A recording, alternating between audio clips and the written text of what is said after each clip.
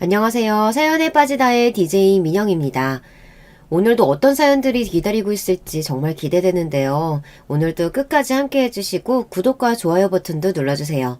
그럼 오늘의 사연도 바로 시작해 볼게요. 안녕하세요.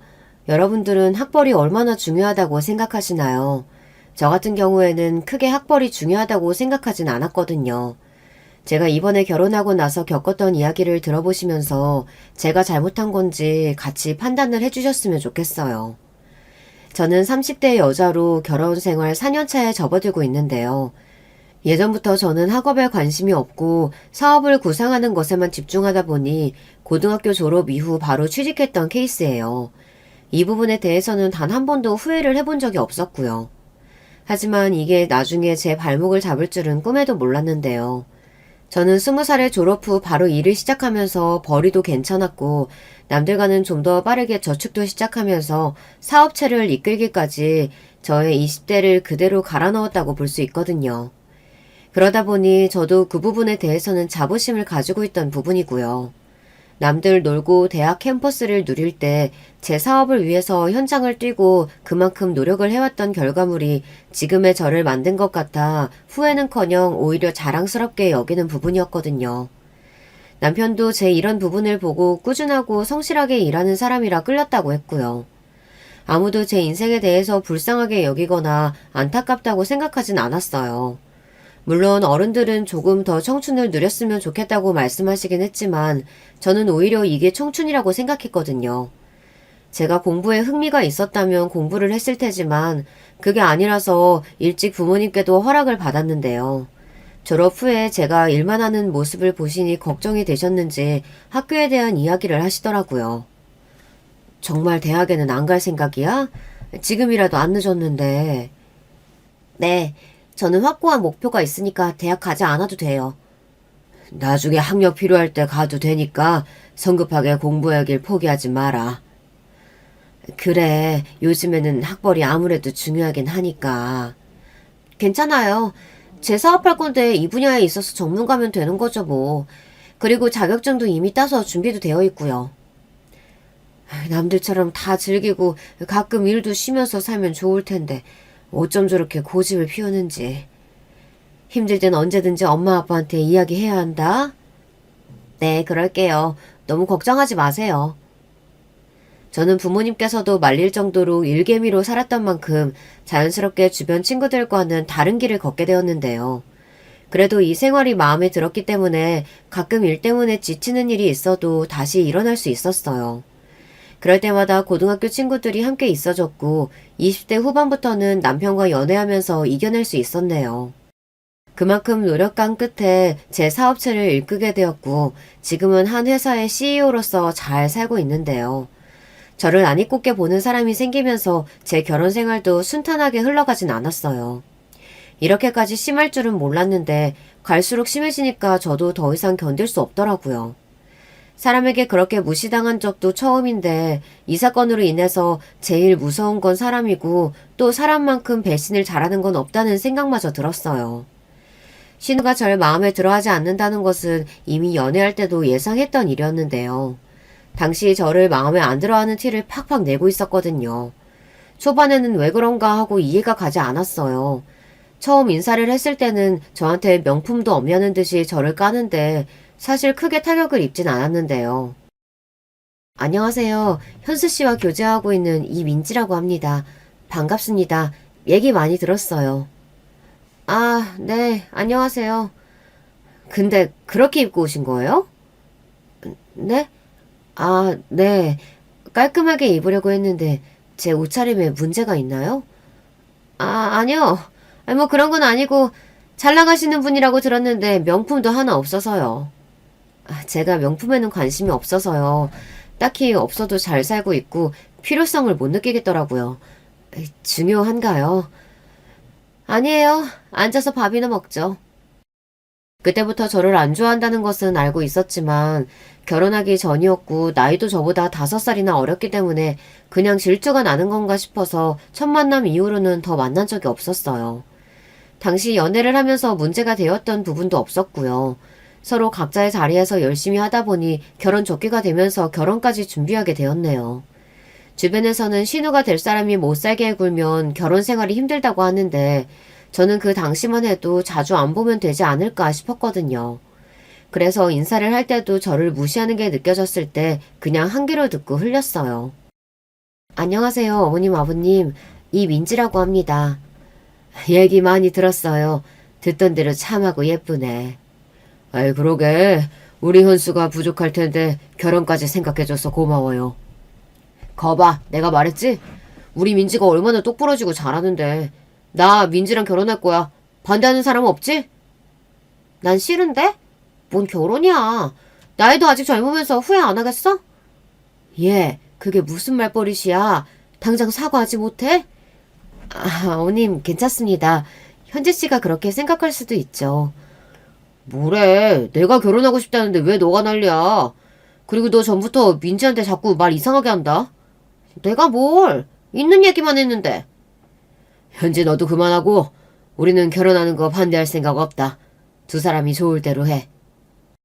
그렇게 시댁에 먼저 허락을 받은 뒤에는 저희 집에 가서 인사도 드렸어요. 남편이 평소에도 저희 부모님께 연락을 드렸던 상황이라 쉽게 허락을 구할 수 있었는데요. 저희는 둘 다 모아둔 돈을 가지고 시작했고 양가 부모님 도움은 받지 않았어요. 본격적으로 결혼 준비를 하기 시작한 뒤로는 신우의 태도가 살짝 달라지긴 했는데요. 그건 바로 저에게 명품백을 가지고 싶다는 듯이 이야기를 하며 바라는 게 있을 때만 그러더라고요. 사실 시댁에 어느 정도 해야 될지 고민을 하고 있었는데 충분히 예단을 준비해서 보내주었어요. 적은 돈이 아니었고 충분히 가족 모두 꾸민비로 사용할 수 있는 돈이었는데요. 그 뒤로 신우에게 연락을 받았는데 어이가 없더라고요. 언니, 이번에 보내준 거 받았는데 솔직히 이 정도면 괜찮은 백 하나 사기도 힘들어요. 평소에 명품 안 사봐서 모르겠지만 이 정도일 줄은 몰랐네요. 아, 그래요? 근데 그 돈은 어머님께 드린 건데 아가씨가 어떻게 그렇게 정확히 아세요? 저는 필요할 때 쓰시라고 드린 거고 결혼할 때 서로 대화해서 정했던 부분이에요. 아니, 저는 꽁돈 들어오니까 이번에 평소 사고 싶었던 거 사려고 했다고요. 아직 결혼을 안 해봐서 모르나 본데 그건 아가씨가 정하는 게 아니고요. 저는 넉넉하게 드렸어요. 어머니도 말씀을 안 하신 걸 신우가 전화해서 이야기하니 기분이 썩 좋진 않더라고요. 이 부분은 남편에게 말을 해야 할 것 같아서 전화를 했는데 미안하다고 하며 동생 교육을 똑바로 시키겠다고 하네요. 이때까지만 해도 참을만 했는데 갈수록 심해지는 것 같아 도저히 참을 수 없었는데요. 결혼하기 전부터 식을 하고 난 이후에도 트집을 잡으면서 절 괴롭히더라고요. 초반에는 나이 차이도 나고 신우가 어리다 보니 셈이 나서 그런 거라고 생각했어요. 하지만 갈수록 도를 지나치게 저를 간섭하고 또 시댁에 가는 일이 있으면 그렇게 저를 깎아내리더라고요. 저만 참으면 될 거라고 생각했지만 저를 무시하는 것은 물론 어머님 앞에서는 그러지 않고 꼭 둘이 있을 때만 저를 깎아내리면서 배운 게 없어서 그렇다는 둥 더 심하게 말하더라고요. 물론 저도 가만히 있었던 것은 아니에요. 저한테 어떻게 그렇게 말할 수 있냐고 이야기하면 본인이 틀린 말을 했냐면서 물어보더라고요. 갈수록 점점 상황이 불편해질 수밖에 없었어요.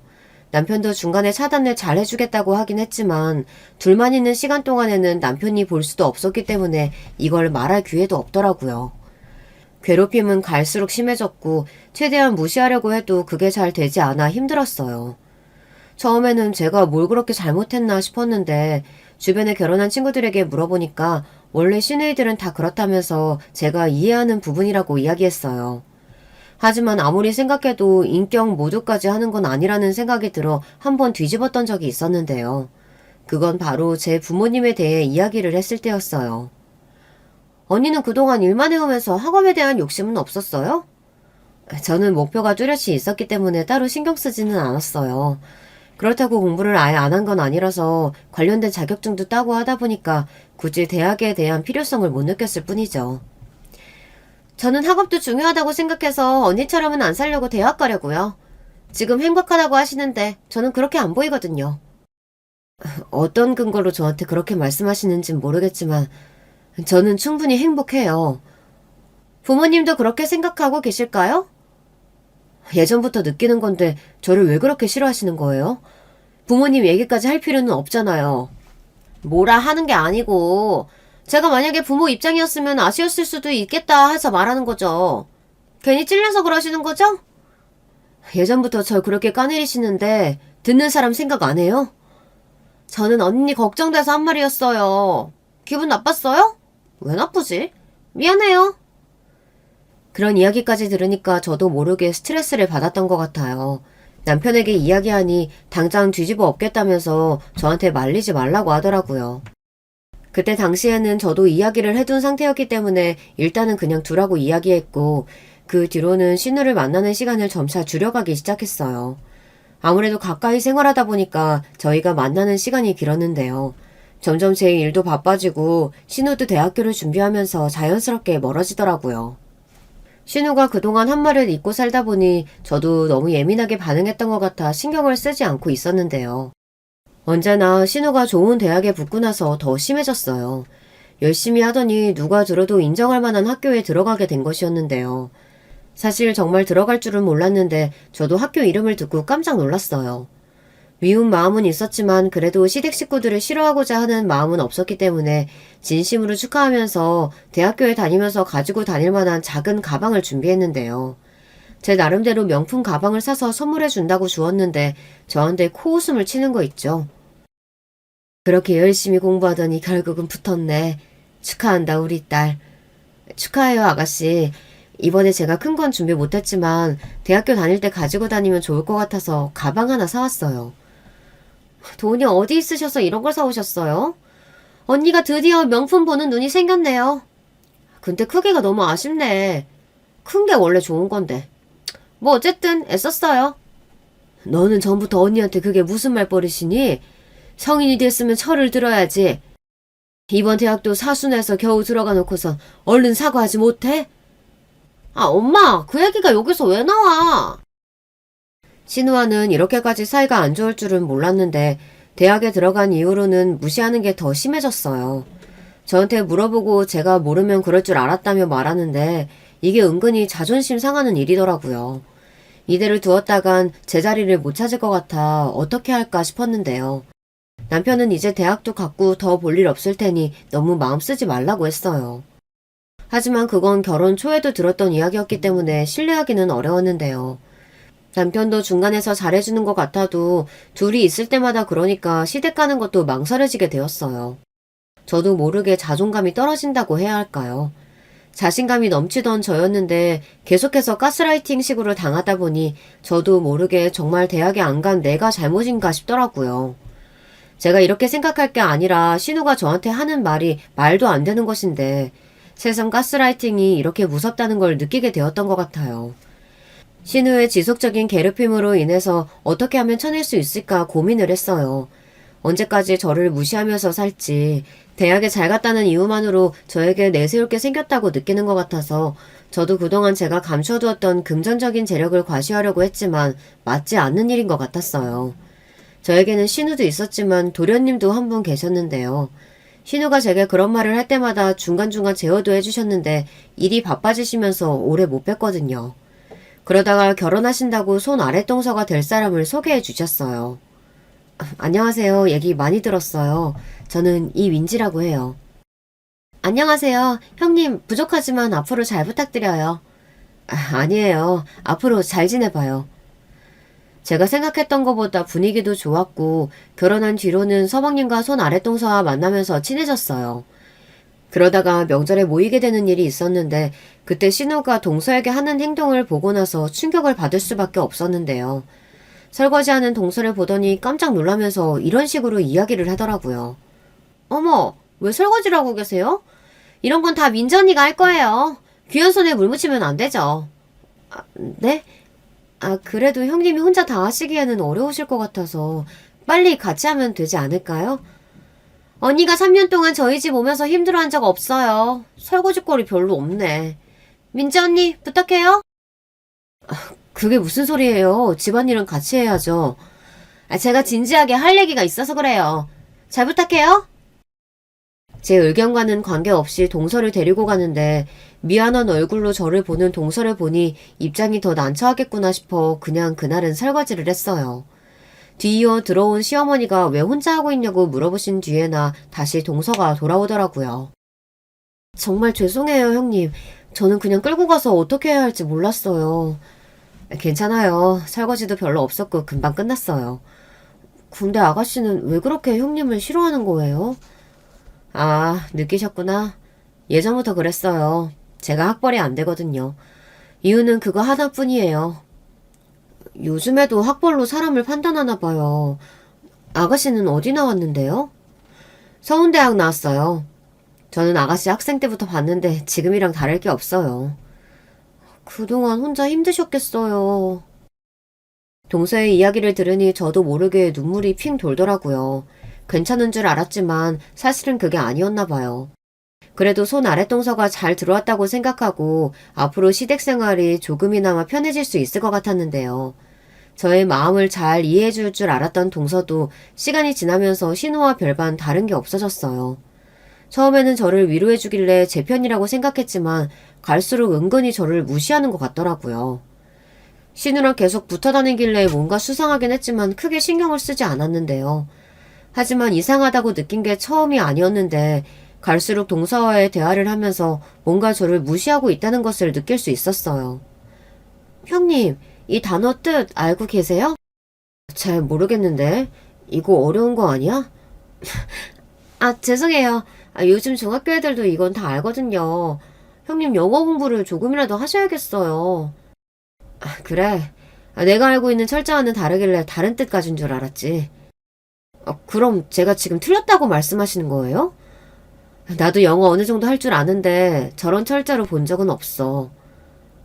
대학도 안 나오셨는데 그걸 어떻게 알아요? 저는 심화과정 통해서 영어 배웠거든요. 동서의 말에 어이가 없을 수밖에 없었고 아무리 그래도 저한테 저렇게 말하는 건 정말 싸가지가 없는 거잖아요. 그래서 저도 더 반박하지 않고 이야기를 했어요. 대학까지 나왔다면서 이런 철자를 틀려도 되는 거야? 어차피 해석도 못 하실 텐데 물어본 제가 바보네요. 아니 저번에는 나를 위로해주더니 지금 아가씨랑 다를 게 뭐야.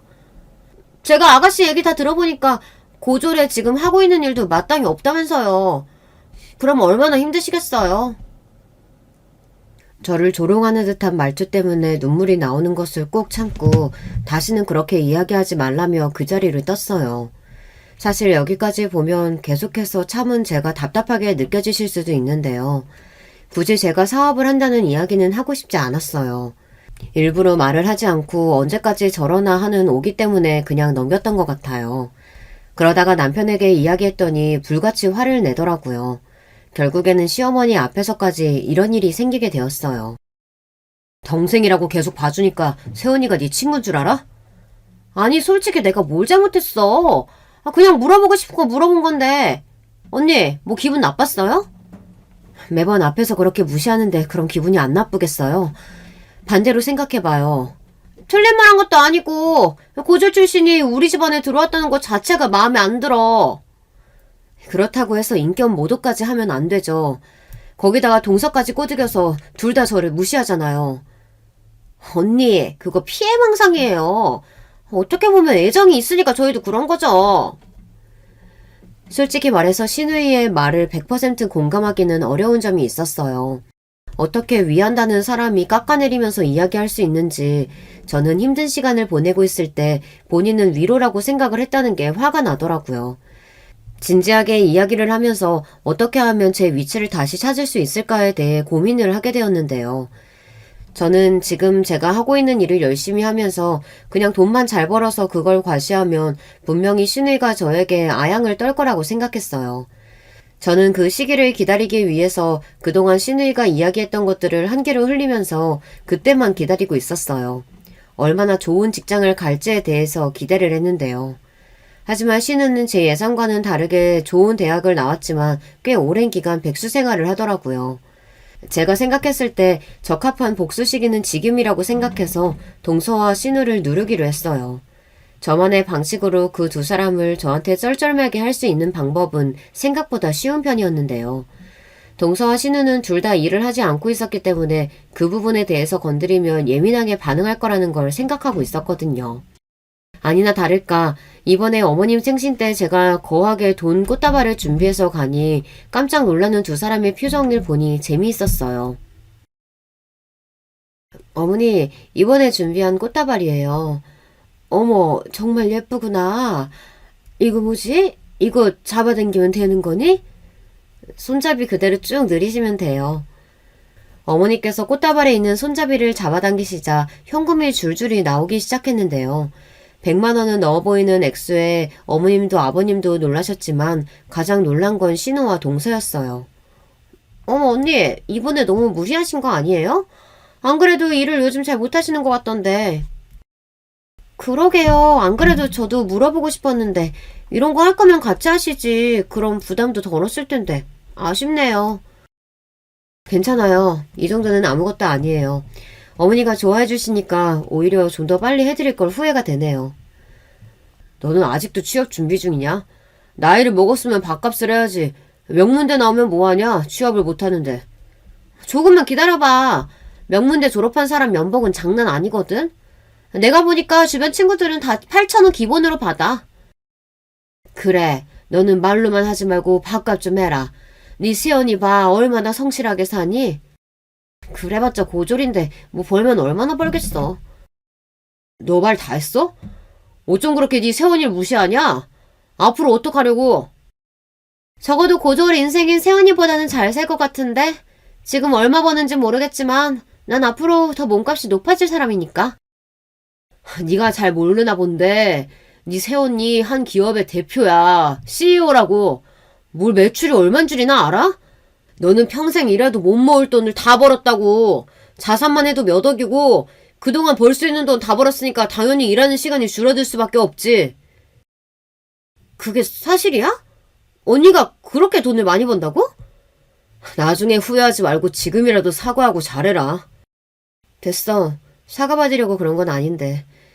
아가씨 연봉의 몇 배는 벌고 있으니 앞으로 저희 집이 힘들 걱정은 하시지 않아도 돼요. 걱정 안 하거든요? 그리고 언니가 그동안 힘들다고 말했던 것도 있으니까 돈 못 버는 줄 알았죠. 당연히 대금도 내고 돈이 들어올 때까진 돈이 없으니까 그런 거죠. 지금은 순익만 해도 직장인 연봉 수준은 되니까 괜찮아요. 그러니까 너무 걱정 말아요. 동서도 더 이상 이야기를 하지 못하고 제가 쳐다보니 급하게 눈을 피하더라고요. 사실 그동안 제가 어떤 일을 하는지 돈을 얼마나 버는지 알려주지 않으니 당연히 몰랐겠죠. 어색하게 식사 자리가 끝나고 시어머니께서는 신우가 저렇게 잘한 건 본인 잘못이라며 너무 미워하지 말라고 하셨어요. 저야 뭐 미워할 생각이 없었기 때문에 당연히 이해한다고 말씀을 드렸는데요. 곧이어 식당에서 나온 신우가 저에게 따지면서 물었어요. 그게 사실이면 언니는 왜 그동안 명품도 하나 안 사고 그렇게 살았어요? 보여주는 것이 중요한가요? 저는 그런 거 없어도 잘 살아요. 아무리 그래도 그렇지. 알았으면 그렇게 언니 무시 안 했을 거 아니에요. 결국에는 또 제 잘못이라고 말하는 것 같네요. 그런 게 아니라 언니가 너무 소소하게 사니까 저도 오해를 했던 거죠. 해인기업 대표인데 너도 들어본 적 있지? 나도 진짜 말하고 싶었는데 네 새언니가 말하지 말라고 해서 지금까지 참았던 거야. 그럼 미리 말씀을 하시지. 형님 정말 대단하신 분이셨네요. 저희 기업 자체가 선한 영향력을 준다는 이미지로 알려져 있기 때문에 모르시는 분이 거의 없었어요.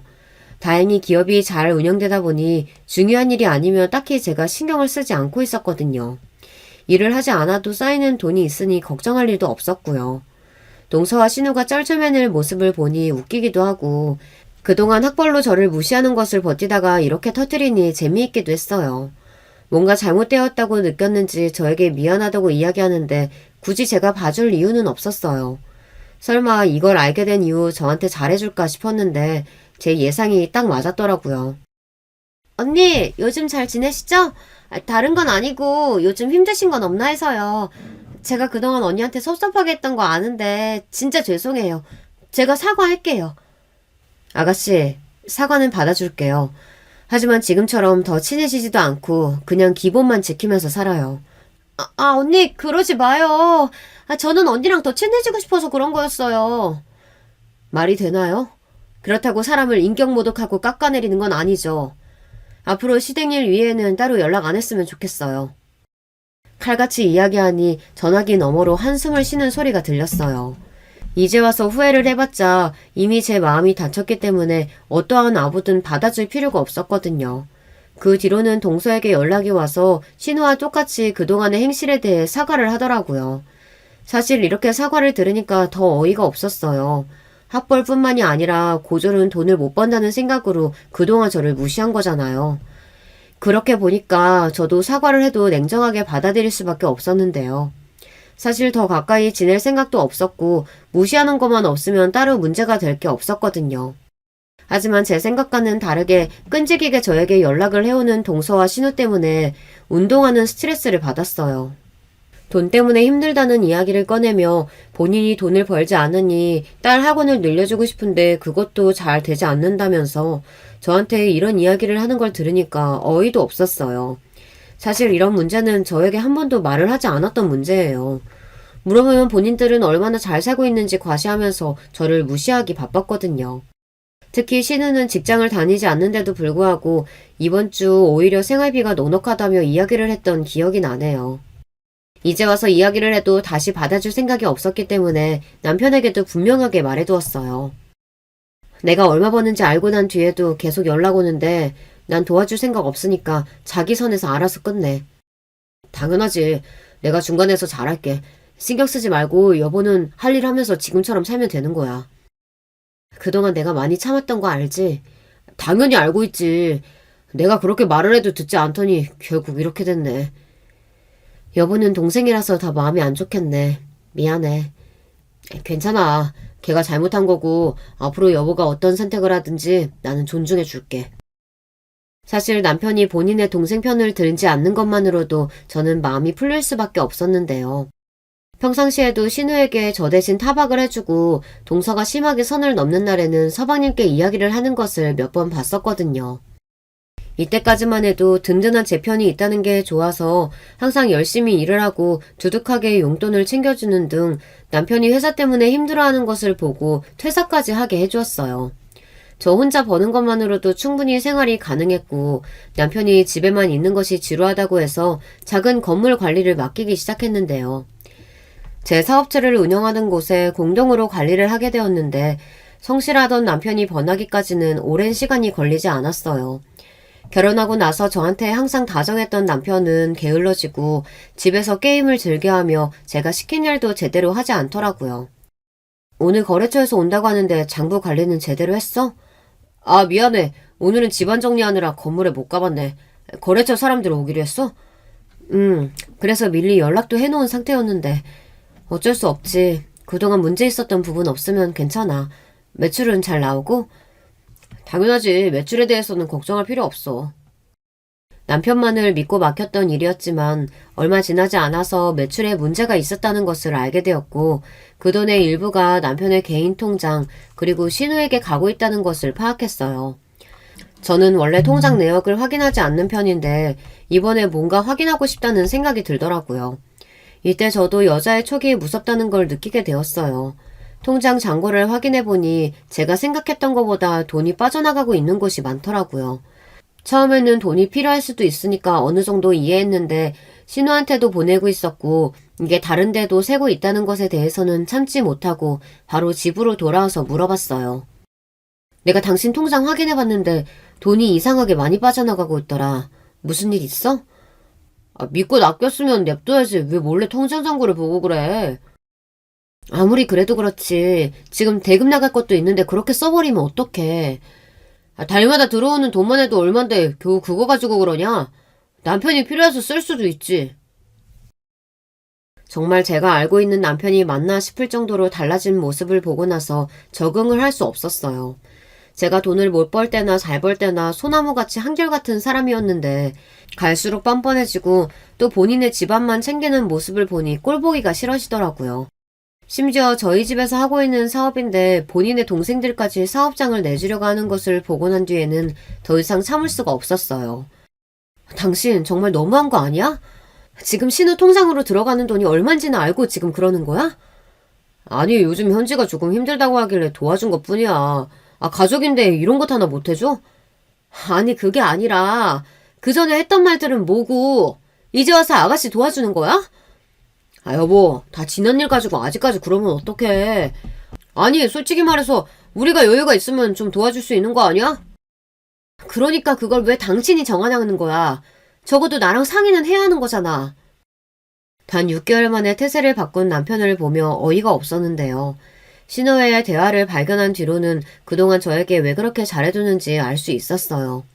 그건 바로 제 재산을 노리고 그랬던 것인데요. 아, 매일 일만 하는 옆편에 돈만 많으면 뭐하냐? 쓸 줄도 모르는데. 뭐야, 언니 새언니 돈 잘 벌어? 고조주제에 진짜 성공해버렸네. 예전에는 그냥 하는 말인 줄 알았는데 그게 아니더라고. 아, 그래? 대박. 그럼 나 명품백 같은 것도 막 사주고 그러나? 그러겠냐? 지금 나한테 쓰는 돈도 많지 않은데 다 투자하겠다고 난리야. 언제까지 이렇게 살아야 하나. 월 수익이 억대면 뭐해? 내가 못 쓰는데. 그럼 최대한 잘해주면서 아양을 떨어야지. 오빠가 재산 받아야 나도 콩고물이 좀 떨어지지 않겠어? 나한테 다 방법이 있어. 뭔데? 좋은 방법이라도 있는 거야? 그냥 오빠 좋은 남편 만들어주는 방법이지.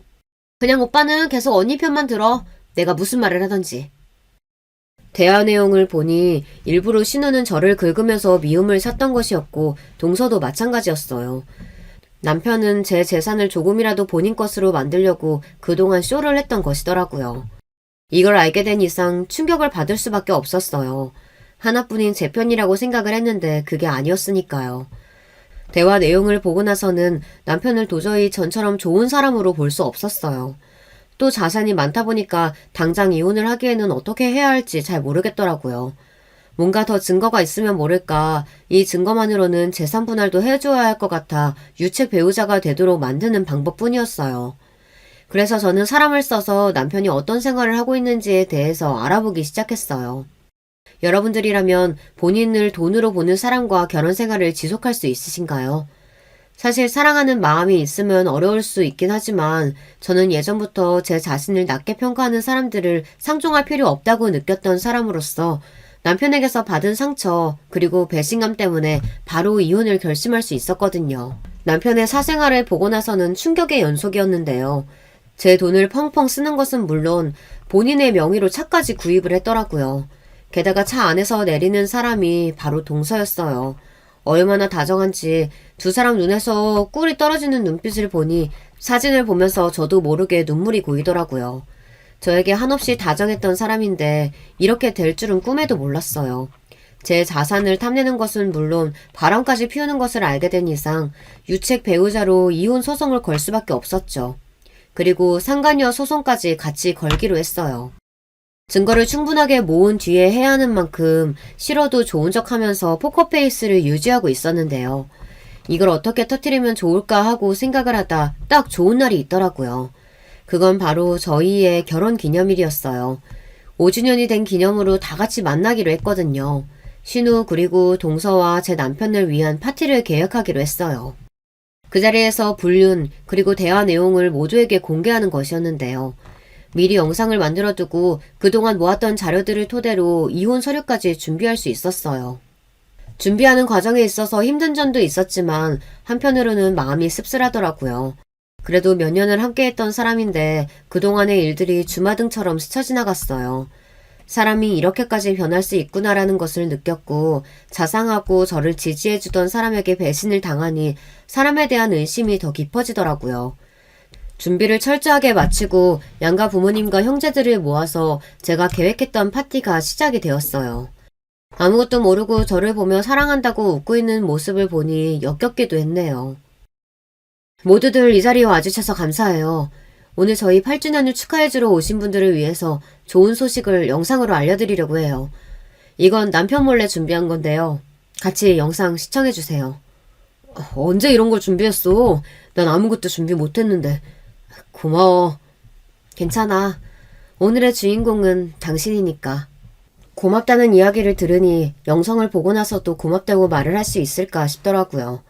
곧이어 영상이 틀어졌고 영상 속에서는 신우와 남편의 카톡 대화 내용 그리고 동서와 같이 애정행각을 나누는 장면들이 나오기 시작했어요. 결혼 기념일을 축하하기 위해 모였던 자리는 금세 아수라장이 될 수밖에 없었는데요. 저게 도대체 뭐야? 김서방, 말 좀 해보게. 지금 내 딸을 두고 바람을 핀 거야? 장모님, 아닙니다. 영상 끄세요.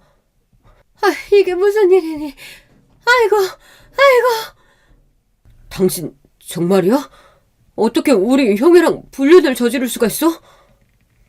동서는 아무 말도 하지 못했고 그저 얼굴이 빨개진 채 고개를 바닥에 떨구고 있을 뿐이었어요. 신우는 저를 보며 악질이라고 욕을 해댔고 저희 부모님께서는 화를 참지 못하시고 당장 이혼하라며 소리를 지르셨죠. 걱정 마세요. 이혼 준비는 마쳤고 모든 책임은 남편에게 있으니 그에 맞는 보상을 저에게 해야 할 거예요. 당신 일부러 이런 일 꾸민 거야? 그동안 어떻게 내 행실을 안 거야? 다 아는 방법이 있지. 당신이 일하는 곳은 내 사업장이고 그리고 그 근방에 거래처들이 있는데 간도 크게 여자랑 돌아다니는 모습이 내 귀에 안 들리겠어? 물론 개인적으로 알아본 것도 있지만 너무 당당해서 따로 안 맡겨도 자료를 충분히 얻을 수 있었어. 동서는 나한테 할 말 없나? 죄송해요. 잘못했습니다. 자기야, 내가 진짜 미쳤었나 봐. 한 번만 용서해줘. 제발. 저 사람이랑 진짜 딱 두세 번 데이트한 게 끝이야. 데이트 한두 번은 바람 아니야? 그렇게 당당하게 말할 건 아닌 것 같은데. 내가 다 잘못했어. 잘 나가는 당신을 보며 내가 얼마나 초라해졌는지 모르지. 그걸 채워준 사람이었을 뿐이야. 나한텐 당신이 우선이라고. 뭐요? 언제는 제가 세상에서 제일이라고 하며 꼬실 때는 언제고. 이렇게 된 마당에 뭘 숨기겠어요. 형님, 맞아요. 저희 1년 정도 만났어요. 동서의 충격적인 발표에 모두가 경악을 했고 저 역시 충격을 받을 수밖에 없었어요. 단 몇 개월일 줄 알았던 불장난이 1년 정도 되어간다는 것을 듣고 남편에게 그대로 뺨을 올릴 수밖에 없었죠. 넌 진짜 재활용도 안 되는 쓰레기구나. 지금까지 내가 너한테 해줬던 건 모든 것들 다시 뱉어내야 할 거야. 건물은 물론 불륜과 관련해서도 따로 청구할 테니까 그렇게 알고. 여보, 제발 한 번만 봐줘. 부탁이야. 김서방, 더 이상 내 딸 부르지 말게. 난 이 결혼 더 이상 이어가는 게 무슨 소용이 있나 싶네. 두 사람 그냥 이혼해. 사부인, 조금만 더 생각을 해주세요. 아들 잘못 키운 제 탓입니다. 제발 한 번만 용서해주세요. 잘못했어요. 생각이 짧았습니다. 저를 무시하던 신우까지 사과를 하기 시작했고 이혼에 대한 결정을 물을 생각이 없었던 만큼 바로 돌아서 부모님과 나왔어요. 부모님께서는 늦게 알아서 미안하다고 하셨는데 그건 부모님의 잘못이 아니잖아요. 이제 앞으로 어떻게 하는지가 더 중요하기 때문에 괜찮다고 말씀드렸어요. 저는 좋은 마음으로 남편을 도와주고 잘했던 것인데 그게 뒤통수로 날아올 줄은 몰랐는데요. 이렇게 된 이상 그냥 넘어가서는 안 될 것 같아 제가 할 수 있는 건 다 했어요. 변호사 선임부터 시작해서 제 재산을 지키기 위해 노력했지만 어쩔 수 없이 넘어가는 것은 있더라고요. 마음이 불편하긴 했지만 동서에게는 오히려 위자료를 받으면서 끝이 났습니다. 두 사람의 관계는 어떻게 될지 모르겠지만 여기서 제일 큰 피해자는 아마 서방님과 시부모님이 아닐까 싶어요. 제가 듣기로는 시아버지는 그때 남편이 성인이 되고 난 뒤 들지 않았던 몽둥이까지 드셨다고 하니 말 다 했죠. 세아가 미안하다. 그동안 우리가 잘 알지 못했어. 괜찮아요, 아버님.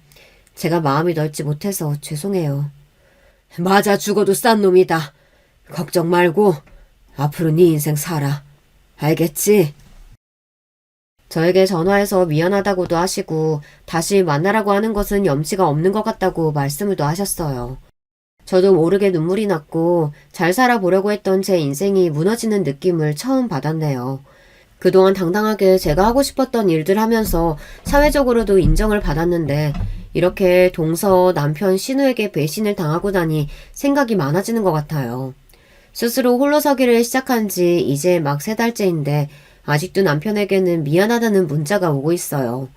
평소 저에게 하지 못했던 말이라면서 장문으로 편지를 써주기도 하고 신우도 정말 미안하다며 사죄의 문자를 보내더라고요. 나는 당신이랑 다시 붙을 생각 없으니까 더 이상 연락하지 않았으면 좋겠어. 마지막으로 내 이야기 한 번만 들어줘. 그동안 있었던 일 설명할게. 이미 다 끝난 마당에 더 이상 설명하지 않아도 괜찮아. 남편은 다행히 그 연락을 끝으로 더 이상 연락이 오지 않았어요. 그리고 연락이 오지 않는 것 같았던 동서에게도 문자가 왔는데요. 본인은 처음에 호기심으로 시작한 관계가 이렇게 깊어질 줄 몰랐다는 내용이었는데 그동안 저를 무시해서 미안하고 또 이런 상황을 만든 게 본인 탓 같아서 죄스럽다는 이야기였어요. 한 가정을 파탄내놓고 사과만으로 이 상황을 넘기려고 하는 것 같아 마음에 들지 않았지만 저는 더 이상 답장을 하지 않았어요. 내용의 끝을 보니 서방님도 이혼을 하신 것 같더라고요. 본인이 다른 사람의 행복을 앗아갔으면 그에 맞는 결과가 따른다는 것을 이번에 깨닫길 바라는 마음이에요. 저는 이번에 사람이 얼마나 질투심이 많고 다른 사람이 잘 되는 걸 못 참는 게 무엇인지에 대해서 깨닫게 되는 일이기도 했는데요. 저는 제 스스로 잘 되어서 다른 사람에게 베풀면서 살아가고자 했지만 오히려 이것을 악용하는 사람이 있을 줄은 몰랐어요. 그것도 가장 가까운 남편에게서 그렇게 뒤통수를 맞을 줄은 몰랐죠. 처음에는 이혼을 하고 나서 한동안 힘든 시간을 겪기도 했는데요. 점차 회복해 나가기 위해 저만의 시간을 가져보기도 하고 여행도 다녔어요.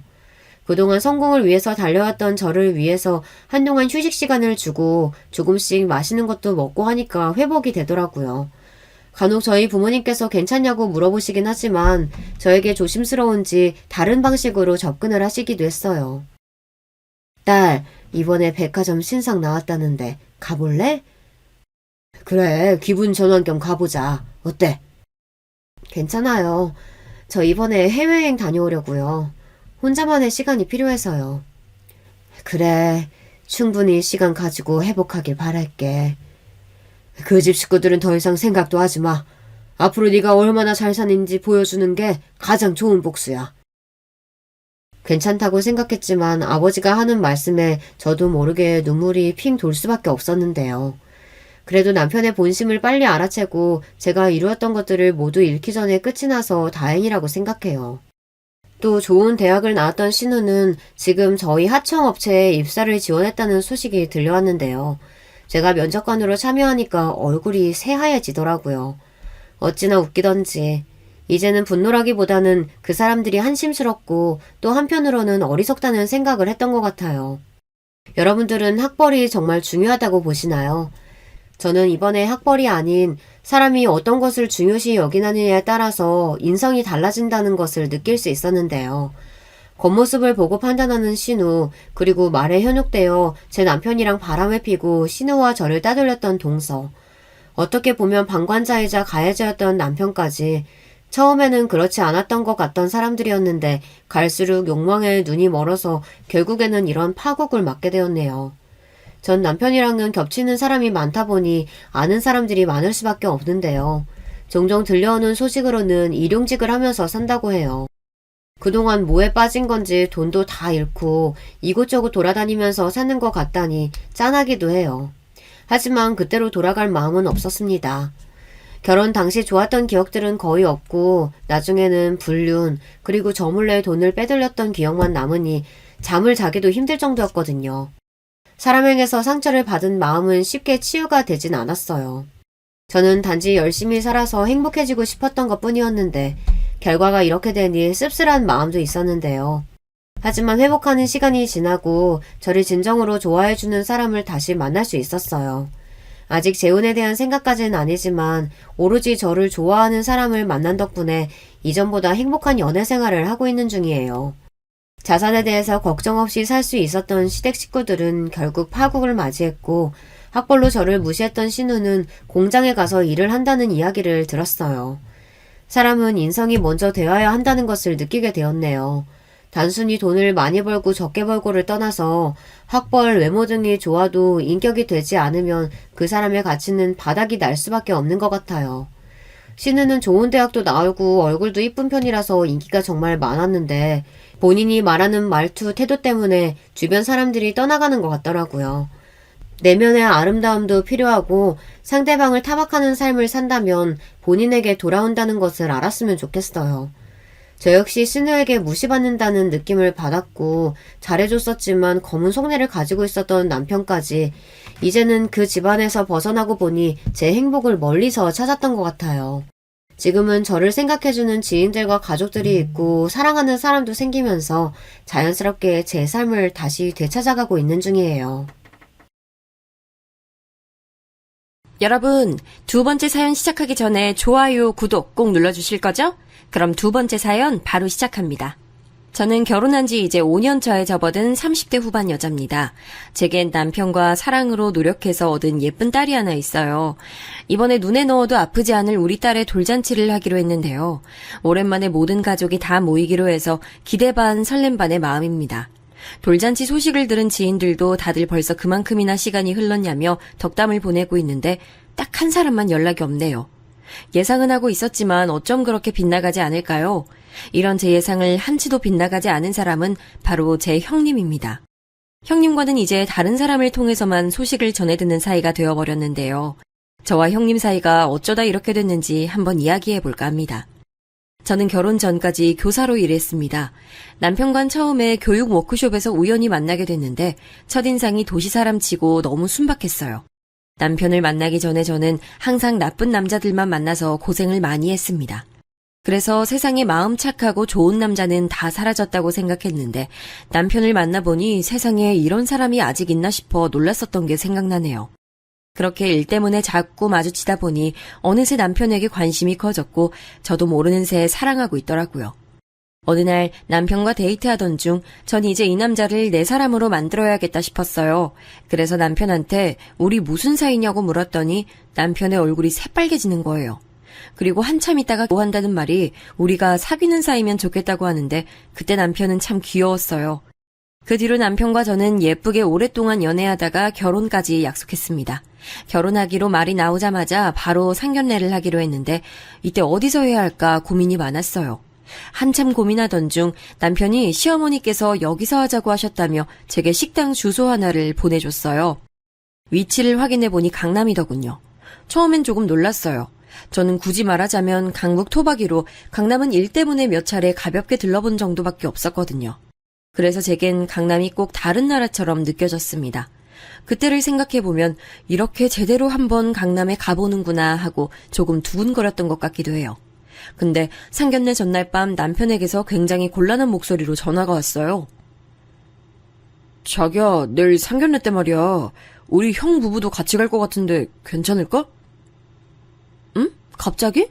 이전에 그런 말 없었잖아. 혹시 어머님 아버님 대신에 나오신다는 거야? 아니, 그게 아니라 형수님이 꼭 한번 자기를 보고 싶다고 그러셨나 봐. 그래서 어머니가 같이 나오시겠다는데 역시 좀 그렇지? 남편 말에 저는 그 순간, 짧은 순간 정말 많은 고민을 했었던 것 같아요. 보통 상견례에 형제의 배우자가 같이 나오나 싶기도 했고요. 하지만 동시에 이제 가족이 될 사람이 궁금해서 그런 거 아니겠나 하는 생각이 들었어요. 그리고 어차피 결혼하면 제가 윗사람으로 모셔야 할 사람이니 미리 만나서 안면을 트는 것도 좋을 것 같았고요. 괜찮을 것 같아. 우리 부모님께는 내가 말씀드려 놓을게. 근데 형님은 어떤 분이셔? 자기 형은 내가 자기한테 이야기 많이 들었지만 형님은 처음 뵙는 거라 좀 긴장이 돼서 말이야. 남편에겐 형이 한 분 계셨는데 서로 사이가 좋았어요. 남편이 어릴 때 시부모님 두 분 다 맞벌이를 하셔서 형이랑 단둘이 있을 때가 많았는데 그때마다 형이 자기를 잘 챙겨줬고 그게 지금도 고맙다는 말을 자주 했죠. 보통 형제끼리는 많이 싸우는 걸로 알고 있는데 말이에요. 그래서 남편의 형은 만나기 전부터 좋은 이미지가 있었어요. 그런데 생각해보니 예비 형님 얘기는 잘 못 들은 것 같더라고요. 자기 자신에 대한 자부심이 좀 많이 강하신 분인 것 같기는 해. 그래도 사람 자체는 착하신 것 같아. 여러분은 자부심이 강한 사람이라는 말이 어떻게 느껴지시나요? 저는 남편의 말을 듣는 순간 예비 형님 성격이 보통이 아니겠다는 생각이 들었어요. 다음날 부모님과 함께 상견례 장소에 도착했을 때 제 생각은 확신으로 바뀌었습니다. 처음 뵌 형님에게서 깐깐한 분위기가 팍 느껴지더군요. 인사를 드리니 살짝 웃으며 받아주셨지만 전 그 사이에 저를 위아래로 훑는 눈길을 똑똑히 보고 말았습니다. 저는 긴장된 마음과 밀려오는 어색함으로 잠깐 할 말을 다 잊어버렸어요. 그 사이 저희 엄마가 먼저 말문을 여셨죠.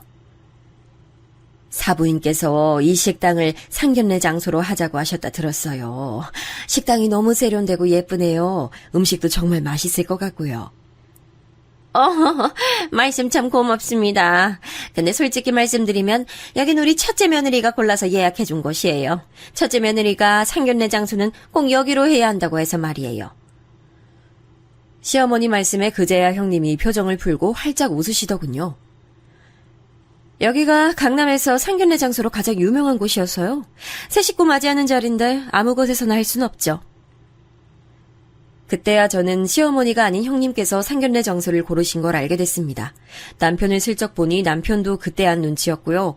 저는 그 자리에서 약간의 눈치로 시부모님과 형님이 굉장히 돈독한 사이라는 걸 알게 됐습니다. 시부모님이 형님께 가지는 신뢰나 마음이 꽤 두터워 보이기도 했고요. 그래서 저도 모르게 형님에게 잘 보여야 한다는 생각이 들어 더 긴장했어요. 하지만 첫인상과 다르게 형님은 매우 부드럽고 상냥하셨습니다. 우리 집 사람 되는 걸 환영해요. 내가 동서를 얼마나 만나보고 싶었는지 몰라요. 우리 한번 잘 지내봐요?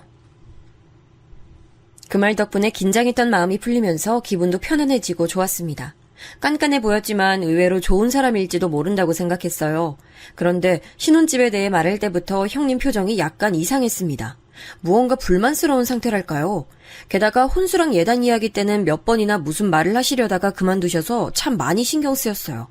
하지만 별다른 말 없이 상견례는 끝났고 이후 남편과 저는 열심히 결혼 준비를 하기 시작했습니다.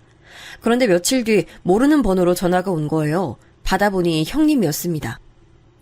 윤미 씨, 혹시 오늘 시간 돼요? 그럼 나랑 좀 만나요. 형님께서 저에게 단둘이 만나자고 연락이 온 거예요. 솔직히 단둘이 만나는 게 어색했지만 먼저 저를 챙겨주시려고 부르시는 건가 싶어서 알겠다고 했습니다. 전화를 끊자마자 형님에게서 어떤 주소가 하나 오더군요. 인터넷에 검색해보니 강남의 한 카페 주소였어요. 부랴부랴 나갈 준비를 마치고 약속 장소인 카페에 가보니 상견례 때와 별다른 바 없이 깐깐한 느낌의 형님이 먼저 도착해서 의자에 앉아 계시더군요. 제가 형님께 인사하며 맞은편에 앉으니 형님께서 바로 본론을 꺼내셨어요. 어차피 도련님이랑 결혼하기로 했으니 내가 형님이지? 그럼 편하게 말 놓고 그냥 동서라고 부를게. 오늘 부른 건 다른 게 아니라 혼수랑 예단 때문인데 동서 예단은 어디서 할 생각이야? 설마 정말로 상견례 때 말한 곳에서 해올 건 아니지? 그리고 혼수도 내가 상견례 때 동서 얘기 듣고 얼마나 놀랐는지 몰라. 너무 가성비만 따지는 게 아닌가 싶어 말이야. 그래서 내가 오늘 조언 좀 해주려고 여기로 불렀어. 나랑 오늘 강남에서 혼수 맞추기에 딱 좋은 곳이랑 예단 볼 곳 쭉 돌자. 알겠지? 난데없이 이게 무슨 말인지 모르겠더라고요. 다짜고짜 만나자고 해서 제 결혼 준비에 대해서 왈가왈부하는 말을 듣자니 조금 당황스러웠어요. 그렇다 해도 거기서 차마 마음에도 없는 말은 할 수가 없어서 솔직히 말씀드렸죠. 어머, 이렇게까지 신경 써주지 않으셔도 돼요, 형님. 이미 형준 씨랑 같이 고르고 있고 몇 개는 계약도 해서요. 그냥 형님께서 저 생각해 주시는 마음만 받을게요. 근데 형님은 강남 쪽을 참 잘 아시나 봐요. 당연하지. 나 고향이 강남이잖아. 몰랐구나. 도련님이 얘기 안 했나 보네. 그 이야기를 들으니 어쩐지 싶더라고요. 남편이 말했던 형님의 자부심이라는 게 이건가 싶기도 했어요. 상견례 장소도 그렇고 저한테 오라고 한 카페도 그렇고 둘 다 강남이었잖아요. 아무래도 형님이 강남과 뭔가 있는 게 확실하다 싶었죠. 그런데 동서는 고향이 어디야? 저번 상견례 때 내가 물어보려다가 잊어버렸지 뭐야? 전 서울이에요. 태어나서 쭉 서울에 살았어요. 아, 서울. 그러니까 강북이라는 거지? 난 또 내가 도련님한테 동서에 관해서 물어도 통 말을 안 해주길래 어디 말 못할 촌구석인 줄 알았는데 그건 또 아니었구나? 저는 형님 말씀에 살짝 당황했습니다. 제 출신이 진짜로 말 못할 촌구석이었다면 어떻게 하려고 그렇게 말씀하시는지 모르겠더라고요. 기분이 좋진 않았지만 거기서 뭐라고 한마디 했다가 생길 여러 가지 일들이 제 눈앞에 훤히 보였습니다. 아직 결혼식 전인데 벌써 사이라도 틀어지면 나중엔 어떻게 될지 상상만으로도 머릿속이 시끄럽더라고요. 그래서 속상한 사람 마음 달래준다는 기분으로 그날 카페에서 온종일 형님 말씀에 미소로 화답하기만 했습니다. 그렇게 형님과 헤어지고 저는 이제 결혼식 전까지 형님과 딱히 연락할 일이 없을 거라 생각했어요. 그런데 제가 너무 안일했던 것 같아요. 이후 형님은 더 자주 연락하시고 엄청나게 간섭을 하시기 시작했어요. 제가 지금 남편이랑 결혼하는 것인지 아니면 형님이랑 결혼하는 것인지 모를 정도로요. 그리고 그때마다 꼭 나오는 말은 강남에서는 이렇게 안 한다는 말이었어요. 한 번은 정말 마음에 드는 예식장을 발견해서 남편과 빠르게 상의하고 계약을 마쳤어요. 그런데 어떻게 아신 것인지 형님이 제게 전화를 하셨더라고요. 동서, 이런 예식장은 강남에서는 예식장으로 쳐주지도 않아. 지금이라도 얼른 다른 곳 알아보고 바꿔. 한 번밖에 없는 결혼식인데 여기보다 더 예쁘고 좋은 곳에서 해야 하지 않겠어? 그 말을 듣는데 기분이 마냥 좋지 않았습니다. 그래서 저도 형님께 한마디 했습니다. 혼수랑 예단 때도 잘 거절했으니까 예식장 이야기도 잘 거절해보자란 마음에서요. 형님이 저 신경 써주시는 마음 잘 알지만 저희 결혼식 예산엔 이 예식장이 딱 맞아서요. 그리고 형준 씨도 여기가 마음에 든다고 하고 저도 여기가 마음에 들어요. 그래도 이런 예식장에서 결혼하면 하객들이 와서 축하가 아니라 오히려 욕하고 가. 딱 한 번뿐인 결혼식인데 어떻게 이런 데서 할 생각을 해? 내가 예식장 사진 봤는데 크기도 생각보다 작고 식장 장식도 별로야. 강남에서는 제일 끝낮은 예식장이어도 여기보다 몇 배는 더 좋아. 이렇게 말끝마다 강남 이야기를 하면서 비교하는데 점점 짜증이 나더라고요. 고향에 대한 자부심이 넘치는 건 좋지만 그걸 다른 사람에게까지 강요하면 안 되는 거 아닌가요? 물론 저는 다시 형님께 그래도 바꾸는 건 안 될 것 같다고 말씀드리면서 어떻게든 예식장에 관해서도 잘 거절했습니다. 그렇게 우여곡절 끝에 저는 남편과 결혼식을 올렸어요. 형님은 결혼식 당일에도 이런 데서 하는 게 본인 마음이 아프다는 둥 자꾸 투덜거리셨죠. 오죽 투덜거렸으면 축하해주러 온 친구들이 저분은 누구신데 저런 말을 하냐면서 저를 걱정할 정도였어요. 제가 우리 형님이라고 말하며 어떻게든 두둔하려고 했는데 너무 많이 말해서 입이 아플 지경이었죠. 이후 신혼여행까지 잘 다녀오고 저와 남편은 같이 마련한 신혼집에서 생활을 시작했습니다. 신혼집은 시댁에서도 친정에서도 적당한 거리에 있었던 터라 번갈아 가면서 자주 뵙기 좋은 위치에 있었어요. 근데 문제는 형님 댁이었습니다. 형님 댁은 저희 신혼집에서 좀 멀리 떨어져서 자주 찾아뵙기 부담스러웠어요. 그런데 자꾸만 형님이 저보고 자기네 집에 놀러오라고 그렇게 연락을 하시는 겁니다. 물론 형님이 아무 이유 없이 놀러오라는 건 아니었습니다. 제가 갈 때마다 형님은 같이 먹으려고 준비했다며 맛있는 음식을 내주시거나 인기 있는 카페에 절 데려가서 같이 바람을 쐬거나 했었죠. 근데 점점 이 모든 게 제 기분을 자꾸 안 좋게 만드는 겁니다. 시간이 지날수록 형님이 은근히 저와 제 부모님을 무시하는 말을 하시기 시작하셨거든요. 동서는 이런 거 안 먹어봤지? 이게 강남에서 진짜 유명한 음식점에서 파는 거야. 너무 맛있지 않아? 동서도 이제 이렇게 고급진 거 먹고 살아야지. 언제까지 맨날 강북 음식점만 돌아다닐 거야. 내가 주소 찍어줄 테니까 다음에 동서 부모님 모시고 꼭 한번 가봐. 근데 갑자기 고급스러운 음식 들어가면 속이 놀란다던데. 소화제라도 챙겨가셔야 하는 거 아닌지 몰라. 같이 무슨 음식을 먹을 때마다 저런 말을 하시니 속이 부대껴서 먹기가 싫어지더군요. 때로는 저를 본인 집으로 불러놓고 철진한 옷들을 죄다 꺼내서 보여주셨는데요. 제 앞에서 패션쇼라도 하듯이 옷을 몇 번이나 갈아입고 어떠냐고 묻고는 결국 마지막에 하는 말이 다 강남 백화점에서 산 옷들이라며 자랑에 자랑을 늘어놓으시는 거예요. 이거 내가 다 강남 백화점에서 산 옷들인데 동서 줄 테니까 입고 다녀. 동서 입는 옷들 볼 때마다 내가 꼭 옷 좀 사줘야지 싶었어. 근데 동서, 저번에 우리 만났을 때 입은 옷 어디 거야? 솔직히 말해봐. 그냥 인터넷 쇼핑몰 같은 데서 대충 산 거지? 이제 동서 나이면 품위 있는 옷을 입어야지 아무거나 입는 거 보기 안 좋아. 물론 동서 몸이 막 태가 나는 건 아닌데 그래도 그런 옷들 몇 개보다 강남 백화점 옷 하나가 100번 낫지. 그러시면서 제 의견은 전혀 상관없이 막무가내로 자기가 입던 옷들을 막 싸주는 겁니다. 거기서 다 거절은 못하고 싸주는 옷의 반 정도만 받아왔는데 집에 와서 살펴보면 그렇게 썩 좋은 옷들도 아니었어요. 이게 정말 강남 백화점에서 산 옷인가 생각이 들 정도로 후줄근하고 원단도 안 좋고요. 박음질도 영 별로여서 그냥 그대로 다 접어서 압축백에 넣어서 장롱 구석에 넣어뒀었죠. 하루는 더는 옷 둘 곳도 없어서 남편한테 하소연하기도 했어요. 여보, 형님이 자꾸만 자기가 입었던 옷을 주셔. 처음엔 고마웠는데 그것도 한두 번이지. 나한테 옷 버리는 것 같아서 은근히 기분이 안 좋아. 아, 이걸 막 버릴 수도 없고 처치곤란이야 정말. 좋은 게 좋은 거지 뭐. 형수님이 자기 생각해서 준다는 거잖아. 그리고 공짜로 옷 생기는 거라 생각하면 괜찮지 않아? 난 누가 공짜로 옷 주면 좋을 것 같은데. 남편은 워낙에 무던한 스타일이라 화도 잘 안 내고 사람들이랑 싸우지도 않아요. 그래서 스트레스도 잘 안 받는 성격이었죠. 그런데 허허 웃으면서 저한테 그렇게 말하니 속이 너무 답답한 거 있죠. 영 제 마음을 이해 못하는 것 같아서 속이 복받친 저는 그동안 형님이 제게 했던 말들을 남편한테 하나씩 말했습니다.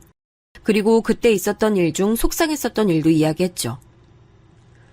매번 강남 이야기를 얼마나 하시는데, 그리고 내가 모시고 가는 곳은 다 강북이라고 눈치도 엄청나게 주셔. 한 번은 형님에게 매번 받기만 하는 것 같아서 저도 형님을 모시고 유명하다는 카페를 갔었습니다. 인터넷에서도 호평 일색이었고 커피 맛도 정말 좋은 곳이라고 해서 열심히 알아보고 모시고 갔죠. 그런데 도착했을 때부터 형님 표정이 굳으시더니 내내 아무 말도 안 하시는 거예요. 원래 카페 가면 사진을 100장쯤 찍으시는 분인데 그날은 사진 한 장도 안 찍고 커피도 한 모금만 마시고 다른 디저트에 입도 안 대시더라고요. 형님, 여기 마음에 안 드세요? 여기 진짜 유명한 곳인데 사진 찍기도 너무 좋고 커피 맛도 정말 좋아서 인기 만점이에요. 그래? 여기가 말이야? 그렇게 찜찜한 반응을 보이시던 형님은 집에 돌아가시자마자 제게 장문의 문자를 보냈습니다. 내용의 골자는 제게 크게 실망했다는 거였습니다. 동서, 내가 그동안 데리고 다닌 게 얼만데 아직도 안목이 그 정도밖에 안 돼? 아무리 유명해도 그래봤자 강북이잖아. 그리고 난 하도 동서가 커피 맛 좋다길래 기대했는데 정말 별로였어. 강남 카페들은 강북 쪽이랑 쓰는 원두도 달라서 커피 맛이 확 차이가 나거든? 난 입맛이 예민해서 그런 거 바로 알아차리는 사람이야. 그리고 내가 동서 생각해서 시간 내서 간 건데 사진 찍을 곳도 마땅치 않아서 너무 속상했어. 동서 마음은 알겠지만 다음엔 조금 더 생각해보고 장소를 정했으면 좋겠어. 그때 얼마나 당황스럽던지. 그러니까 제가 알아보고 모신 카페가 강북이라서 마음에 안 들었고 그래서 사진도 안 찍고 커피도 안 드셨다는 거잖아요. 그럼 그 자리에서 이야기하시지 온종일 사람 불편하게 아무 말도 안 하고 집 가서 문자로 이야기할 건 또 뭐랍니까? 제가 그 이야기를 남편에게 했더니 뭔가 생각났다는 표정으로 저를 보더군요. 하긴 형수님 고향이 강남이었지? 그래서 그런가? 우리 부모님한테도 그런 이야기 꽤 한 것 같긴 해. 근데 부모님은 별말 없으시던데? 형수님이 그렇게 말하셔도 악의는 없어서 아마 한 귀로 듣고 흘리시는 게 아닐까? 자기도 형수님이 너무 그러면 그냥 듣고 잊어버려. 그리고 형수님한테 또 연락 와서 자기 불러내면 이번엔 내 핑계라도 대면서 나가지 마. 알겠지? 남편 말을 듣고 생각해보니 시부모님은 형님에 대해서 좋은 감정만 있으신 것 같았어요. 그래도 남편이 그렇게 말해주니 아주 조금이나마 마음이 풀리더군요. 그날부터 저는 형님이 하는 말들은 한 귀로 듣고 한 귀로 흘리기 시작했어요. 가끔 남편과 약속이 있어서 못 간다고 핑계도 대면서 말이에요. 제가 만남을 줄이기 시작하니까 형님도 연락해오는 횟수가 줄었어요. 그렇게 모든 게 잠잠해지는가 싶던 차에 갑작스러운 소식을 들었어요. 어느 오후에 시어머니께 연락이 와서 남편이 퇴근하면 꼭 같이 시댁으로 오라고 하시더라고요. 그래서 남편에게 말하고 퇴근 시간에 맞춰서 시댁에 갔더니 시부모님과 함께 형님 부부가 계셨어요. 근데 형님이 굉장히 심각한 표정이신 거예요. 어머님, 아버님, 저희 왔어요. 형님 잘 지내셨어요? 근데 형님 왜 이렇게 표정이 안 좋으세요? 무슨 일이라도 있으세요? 그래, 둘째네 왔니? 오느라 수고했다. 이제 다 왔으니 얘 얼른 말 좀 해봐라. 도대체 중대하게 말할 게 있다는 게 뭐야? 형님이 하실 말씀이 뭔진 모르겠지만 아마 저희가 와야 말씀드리겠다고 했던 것 같았어요. 시어머니 말씀에 형님은 말없이 가방에서 상자 여러 개를 꺼내서 하나씩 돌리더라고요. 저는 받자마자 이게 뭔가 싶어서 열어봤는데 글쎄 그 안에 임신 테스트기가 있는 거예요. 두 줄이 선명하게 떠있는 임신 테스트기를 보고 저는 직감적으로 형님이 임신하셨다는 걸 알았어요. 어머, 형님, 설마 임신하신 거예요? 아이, 너무 잘 됐네요. 축하드려요. 제가 소리치니까 그제야 옆에 계시던 시어머니도 깜짝 놀라시면서 이게 그 말이냐고 형님에게 막 물으시더라고요. 이거 정말 사실이냐, 애미야? 네, 저 임신했어요. 어머님, 아버님, 많이 놀라셨어요? 동서도 깜짝 놀랐지? 형님이 막 웃으시면서 말씀하는데 저도 그때는 너무 기뻤어요. 형님 부부는 그동안 아기를 참 많이 원하셔서 공을 많이 들이셨는데 아기가 잘 안 찾아왔었거든요. 그래도 포기하지 않고 노력하신 결실을 보게 돼서 제 일도 아니었지만 얼마나 기뻤던지요. 그날 시부모님도 너무 기뻐하시고 난리가 났어요. 그 자리에서 시부모님이 형님에게 두둑하게 축하금까지 주셨어요. 그날 집으로 돌아가기 전까지 내내 형님께 얼마나 축하한다는 말을 많이 드렸는지 몰라요. 그리고 그 다음날 형님께서 제게 아침 일찍 연락하셨어요. 동서, 이번 주말 시간 괜찮아? 나랑 같이 쇼핑 안 갈래? 배 불러오기 전에 필요한 것들이 좀 미리 사두려고 하는데 같이 가줬으면 해서 말이야. 사실 좀 내키지는 않았어요. 이번에도 강남 어딘가로 갈 게 뻔했으니까요. 가서 제가 도움이 될까 싶었지만 임신하고 기분 좋으신데 분위기 맞춰드리자 싶어서 가겠다고 했습니다. 역시나 형님이 보내주신 주소는 강남 백화점이었습니다. 형님은 저를 보자마자 같이 둘러볼 곳이 많다고 얼른 가자고 하시더군요. 그렇게 아기용품들을 둘러보는데 형님이 문득 생각났다며 저에게 핸드폰 화면을 보여주시는 거예요. 동서 이거 봐봐. 이거 저번에 내가 임신 테스트기 서프라이즈한 거 영상 올린 건데 반응이 정말 너무 좋았어. 하트랑 댓글 수 좀 봐봐. 형님이 보여주신 화면을 보고 저는 깜짝 놀랐어요. 아니, 이전에 형님이 임신 테스트기로 시부모님이랑 우리 모두를 놀라게 했던 날 있잖아요. 그때 가족들이 놀라는 모습을 영상으로 찍으셨더라고요. 전혀 몰랐던 일이라 당황스러운 마음으로 보고 있는데 제가 놀라서 소리 지르는 걸 아주 화면 가득 당겨서 찍으신 거 있죠? 솔직히 좀 부담스럽고 불쾌했어요. 그날을 영상으로 남기고 싶으셨던 마음은 이해하지만 말도 없이 찍으신 게 좀 그랬어요. 그래서 조심스럽게 형님께 말씀드렸죠. 형님, 이런 건 언제 찍으셨어요? 전혀 몰랐네요. 근데 저 얼굴이 너무 크게 나와서 부담스러운데 지워주시면 안 돼요? 이런 건 우리 식구만 알면 되잖아요. 그랬더니 형님은 제가 뭘 모른다는 식으로 말씀하시더라고요. 동서는 참 뭘 모른다. 요즘 다 이렇게 해. 내 강남 친구들도 임신한 거 알았을 때 다 이렇게 해서 올리고 그랬어. 그리고 다들 축하한다고 너무 보기 좋다고 해주는데 뭐가 그렇게 문제야. 그리고 조금만 확대했는데도 이렇게 나온 걸 나보고 어떻게 하려고 그래. 아무리 봐도 형님이 크게 확대해서 찍으신 것 같은데 한사코 자기는 확대를 아주 조금만 했다고 하더라고요. 그래도 제가 저에게 말도 없이 이렇게 올리시는 게 좀 불편하다고 조심스럽게 말하니 결국엔 알았다고 내리겠다고 하시긴 했어요. 근데 안도하는 것도 잠시 갑자기 형님이 말투를 은근슬쩍 바꿔서는 제게 말씀하시는 게 아니겠어요? 그럼 동서, 내가 영상 내려주는 대신에 태어날 조카한테 아기용품 하나 선물해줘라. 그래줄 수 있지? 저는 그냥 옆에서 형님이랑 이야기하면서 같이 돌아다니고 구경만 하면 될 줄 알았는데 이야기가 이렇게 될 줄 누가 알았겠어요. 그래도 태어날 첫 조카에게 선물 하나는 해줄 생각이었기에 그렇게 하겠다고 했습니다. 제 대답이 끝나기 무섭게 형님은 봐둔 게 있다면서 저를 끌고 어딘가로 향하셨어요. 거기는 유모차 매장이었는데 딱 봐도 명품 중에서 명품 같은 고급스러운 유모차들이 세워져 있더라고요. 그냥 쓱 둘러보기만 해도 비싸 보이는 유모차들이라 설마 이 유모차를 사달라는 건 아니겠지 싶었죠.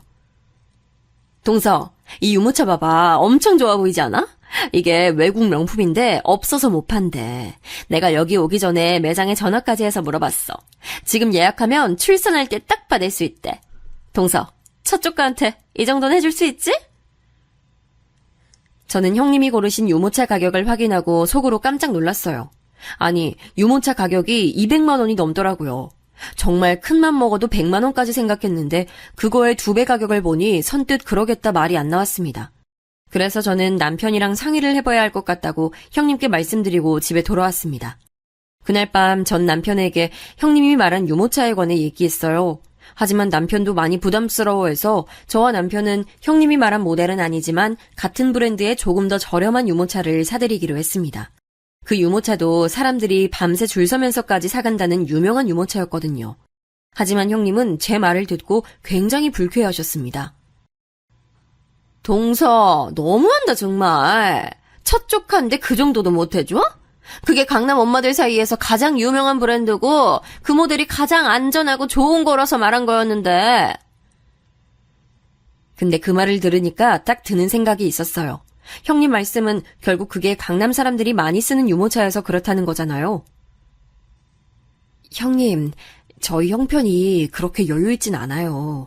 그리고 저랑 남편이 선물해드리겠다고 한 그 유모차도 그 브랜드에서 굉장히 유명하고 좋은 제품이에요. 한번 검색해보세요. 하지만 제가 그렇게 설명해도 형님은 막무가내셨습니다.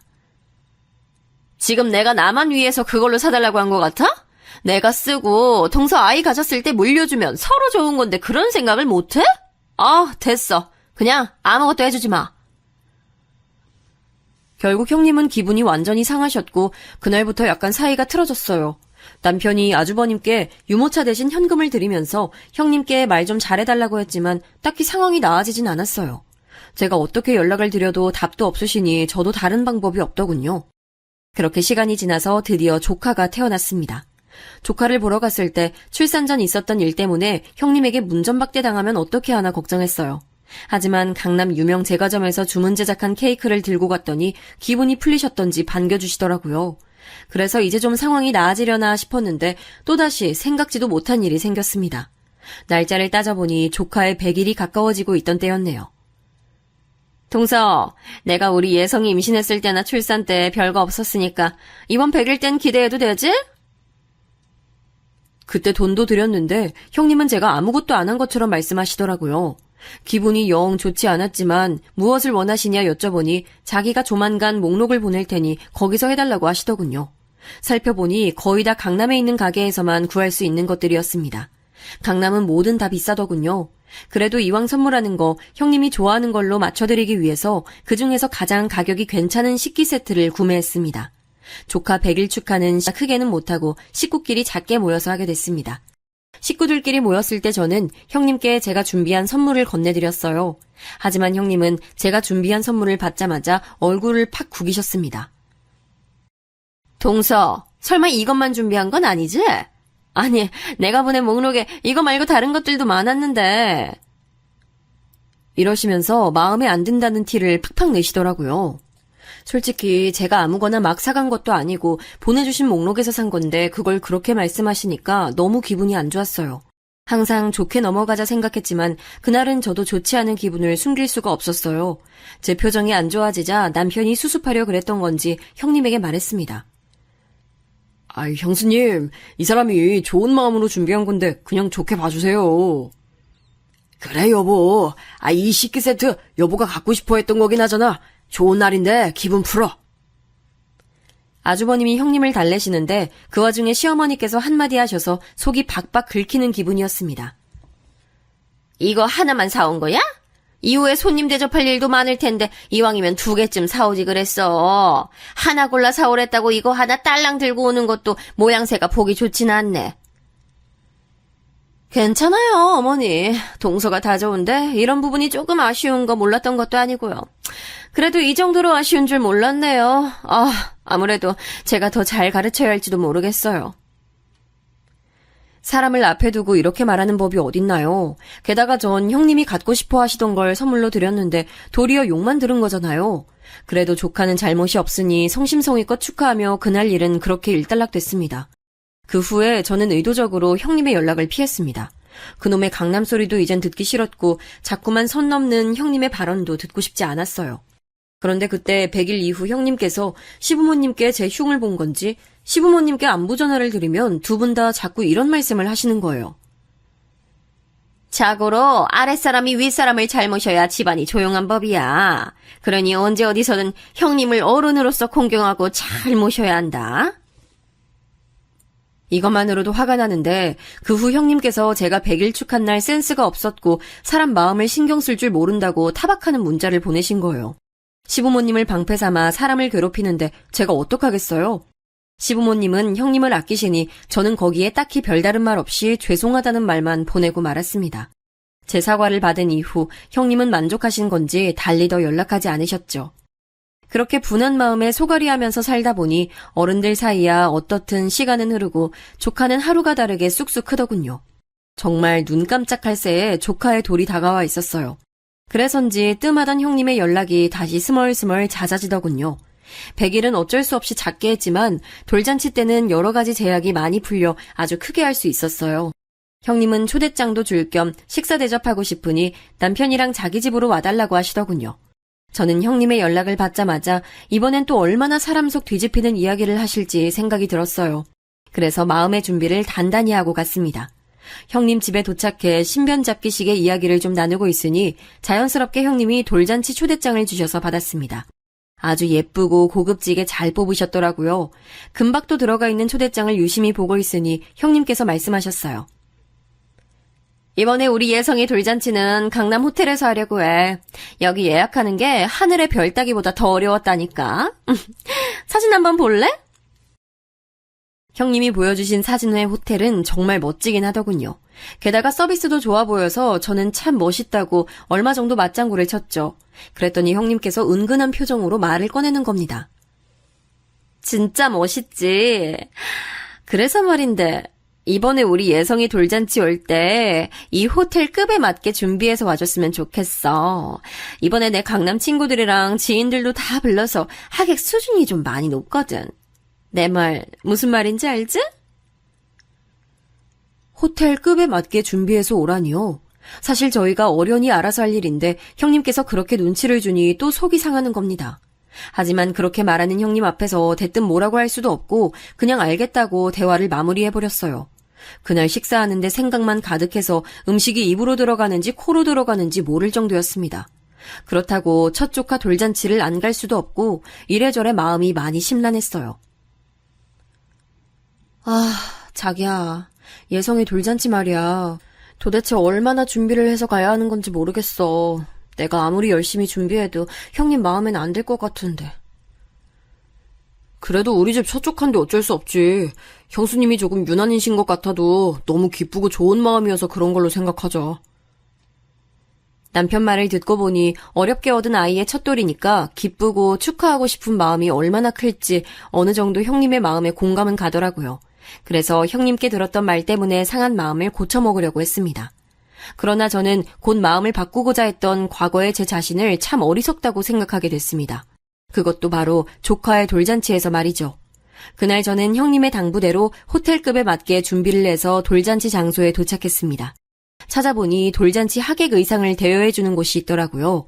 그래서 그날 남편에게는 비싼 양복을 입히고 저는 팔자에도 없던 드레스를 빌려 입고 작은 명품 손가방까지 빌려서 단단히 준비하고 호텔로 갔습니다. 근데 호텔 앞에 차를 대고 내리는 순간 제 이름을 부르며 소리치는 목소리가 들렸어요. 동서! 미쳤어? 지금 여길 2차 타고 온 거야? 내가 제발 수준 좀 맞춰달라고 했지? 그런데 소나타를 끌고 오면 어떡해? 제게 소리친 건 다름 아닌 형님이었어요. 형님은 미쳤냐는 말을 연발하면서 제게 달려오시더군요. 저는 형님에게 와줘서 고맙다는 따뜻한 말은 못 듣더라도 욕은 안 먹을 거라 생각했었어요. 그런데 오자마자 형님의 꾸중을 들으니 너무 얼떨떨하면서도 그동안 참았던 분이 욱하고 올라오더군요. 저는 적당히 없는 형님의 꾸중에 처음으로 말대꾸를 했습니다. 형님, 소나타가 뭐 어때서 그러세요? 호텔 안에 저랑 남편이 들어가지 차가 들어가는 것도 아닌데 그럼 제가 뭐 차도 맞춰서 끌고 왔어야 했던 거예요? 아니, 누가 이런 호텔에 소나타 같은 차를 끌고 와? 동서 정말 정신이 있는 거야 없는 거야? 내가 이전부터 동서 이런 쪽에 센스 없는 건 알았어도 오늘 같은 날에도 이럴 줄은 정말 몰랐어. 나 정말 쪽팔리니까 그냥 이대로 돌아가. 수준 맞춰달라고 해서 기껏 예쁜 드레스도 입고 비싼 명품 가방도 빌리고 남편도 힘들게 시간 내서 조카의 첫 돌잔치에 온 건데 형님은 바로 그 자리에서 그냥 돌아가라고 하는 거예요. 사람을 무시해도 너무 무시하는 거 아니겠어요? 형님의 그 말에 저는 얼마나 화가 났던지 손발이 차가워지고 온몸이 부들부들 떨리더군요. 저와 함께 있던 남편도 그때는 형님의 말씀에 화가 났는지 한마디 하더라고요. 형수님, 아무리 그래도 말이 너무 심하신 거 아닙니까? 이 소나타 저희 아버지가 저한테 물려주신 제게는 소중한 차예요. 오늘 예성이 돌잔치라 신경 많이 쓰신 거 알아서 저희도 최대한 요구사항에 맞춰 준비하고 왔는데 그렇게 말씀하시니 섭섭하네요. 서방님만 섭섭한 거 아니에요. 저도 지금 너무 섭섭해요. 그렇게나 말씀드렸는데 차가 이게 뭐예요? 오늘 제 강남 친구들이랑 아는 사람 다 모였는데 예성이 삼촌이 이런 보잘것없는 차를 몬다는 소리가 나오게 해야겠느냐고요? 남편의 얼굴도 화가 나서 굳어지고 저도 너무 화가 나니까 눈앞이 시뻘개지는 느낌이 들더라고요. 지금 말 다 한 거냐고 제가 소리치려고 하려던 그때 시부모님과 형님의 친정 부모님이 도착하셔서는 저희에게 무슨 일이냐고 물으시더군요. 이게 무슨 일이야? 너희들 지금 싸우는 거니? 아무것도 아니에요. 어머니, 전 안에서 아직 준비할 게 남아서 먼저 들어가 볼 테니까 천천히 들어오세요. 두 집안 어른들 앞에서까지 큰 소리를 내진 못하시겠던지 형님은 화난 표정으로 입술을 앙다물고 그냥 휙 가버리시더군요. 어찌나 어처구니가 없던지 화를 내야 할 사람은 저랑 남편이었는데 말이죠. 아무튼 저는 거기서 시부모님께 형님이 방금까지 하셨던 말을 다 말씀드렸습니다. 저나 남편을 욕하는 일은 도저히 참을 수가 없어서 말이에요. 그랬더니 이야기를 전부 들으신 어른들께서는 하나같이 표정이 굳어지거나 어두워지셨습니다. 그 중에서도 시아버지가 가장 어두워지셨죠. 이전에 남편이 말하길 소나타는 시아버지께서 아끼면서 타시던 차라 본인도 애착이 강하다고 했었거든요. 아무튼 입구에서 내내 서 있을 순 없었던지라 시아버지께서 상황을 정리하셨습니다. 네, 무슨 말인지는 알겠다. 그래도 오늘은 좋은 날이지 않니? 이왕 이렇게 식구들 모였는데 오늘 하루만 조금 더 참고 넘어갔으면 좋겠구나. 시아버지께서 하신 말씀을 들으니 마음이 더 안 좋더군요. 저보다 더 기분이 안 좋으실 텐데 하는 생각도 들었습니다. 시부모님이 형님과 조금 더 돈독하시긴 했지만 그래도 항상 제게 형님과 똑같이 잘 대해주시려고 노력하시는 편이었거든요. 그게 정말 감사했는데 이런 좋은 날에 형님이 시부모님의 마음마저 상하게 하시니 도저히 그냥 넘어갈 수 없었습니다. 전 독한 마음을 품고 돌잔치 시작 시간에 맞춰 호텔로 들어갔습니다. 내부는 외부보다 더 휘황찬란하더군요. 제가 남편과 지정된 자리에 앉으니 형님이 절 한번 째려보시더라고요. 저도 꿀릴 게 없어서 똑같이 째려봐주고 그 다음부터는 형님의 시선을 무시했습니다. 돌잔치는 순조롭게 진행됐어요. 모든 차례가 다 지나고 돌잔치 퀴즈 이벤트 차례가 왔을 때 저는 문득 거기서 뭐라도 하나 타가야 속이 시원하겠다고 생각이 들더라고요. 그래서 다시 없을 정도로 열성적으로 참여했죠. 덕분에 딱 퀴즈 하나를 맞춰서 경품을 받았습니다. 그런데 공교롭게도 받은 경품이 차량용 방향제인 거예요. 그때 전 그 순간이 마치 운명처럼 느껴졌습니다. 지금 이 순간이 아니면 형님의 저 오만한 콧대를 콱 눌러줄 기회가 없을 것 같더군요. 조용히 받을 마음이 없어진 저는 사회자가 경품을 받으러 나오라고 하자 당당하게 앞으로 나가 방향제를 받고 사회자에게 마이크를 달라고 했습니다. 사회자는 어리둥절해하면서도 제게 마이크를 넘기더라고요. 저는 웃는 낯으로 말했습니다. 어머, 이렇게 좋은 경품을 제가 받게 될 줄 몰랐어요. 근데 이게 우리 차에 어울릴지 잘 모르겠네요. 우리 차가 소나타여서 말이에요. 그러면서 슬쩍 형님 쪽을 바라보니 형님의 표정이 싸나워지는 게 보였습니다. 하지만 저는 아랑곳하지 않고 계속해서 말했죠. 제가 오늘 우리 차 조카 돌 축하해주러 올 때 소나타를 타고 왔더니 형님께서 그러시더라고요. 소나타가 쪽팔리시다고요. 시아버님이 아끼고 아끼시다가 물려주신 거라 아주 잘 타고 다니는 차였는데 말이에요. 여러분, 소나타 타면 쪽팔린 거예요? 저는 아닌 것 같은데 아까는 형님께서 글쎄 그냥 그대로 돌아가라고 하시더라고요. 그래도 그렇게 돌아갔으면 이런 비싼 방향제도 못 받을 뻔했지 뭐예요. 이 비싼 방향제도 형님께서 늘 수준 높다고 말씀하시는 강남 어디 가게에서 준비하신 거겠죠? 소나타 타고 왔다고 돌아가란 소리를 들었지만 그래도 역시 안 가길 잘했네요. 이왕 이렇게 받았으니 잘 쓸게요, 형님. 제가 최대한 얄밉게 말을 마치자 형님은 야! 소리를 지르시면서 벌떡 일어나시더군요. 그 큰 소리에 조카는 울음을 터뜨렸고요. 저는 픽 웃어버리곤 사회자에게 마이크를 넘겨줬어요. 사회자는 마이크를 받고는 무슨 상황인지 몰라 어버버하더라고요. 하객들은 형님을 보면서 웅성거리고요. 저는 그대로 남편에게 걸어가서 일어나라고 했습니다. 자기야 일어나. 나 여기 더 있으면 속 터질 것 같으니까 얼른 집 돌아가자. 어머님, 아버님, 죄송하지만 저희 먼저 일어나 보겠습니다. 전 거기서 시부모님이 뭐라 한 소리 하실 줄 알았는데 의외로 순순히 가보라고 하시더군요. 그래서 저는 남편이랑 그대로 나와서 차를 타고 돌아가 버렸습니다. 바로 형님에게 전화가 왔지만 받지 않았고 핸드폰도 꺼버렸어요.